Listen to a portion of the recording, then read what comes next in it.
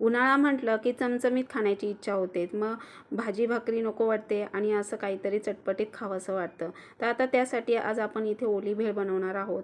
आणि ओली भेळ बनवण्यासाठी इथे मी लाह्या घेतल्या, त्यामध्ये फरसाण मी मिक्स केलेला आहे आणि कांदा, कोथिंबीर, पुन्हा एक टॉमॅटो आणि काकडी. आता हे सगळं काकडी साल काढून असं मी धुवून स्वच्छ बारीक कट करून घेतलं आणि ते त्याच्यामध्ये मिक्स केलेलं आहे.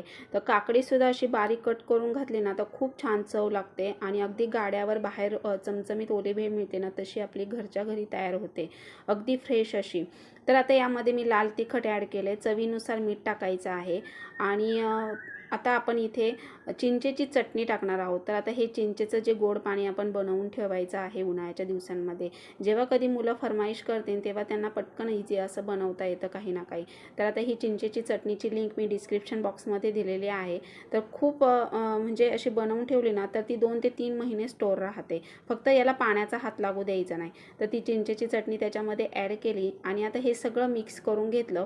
तर खूप अशी छान चटपटीत अशी आंबट गोड ही गाड्यावर मिळते अशी ओली भेळ आपली तयार होते. आता हे व्यवस्थित सगळं मिक्स करून घ्यायचं आणि नंतर मग मुलांसोबत तुम्ही एन्जॉय करू शकता.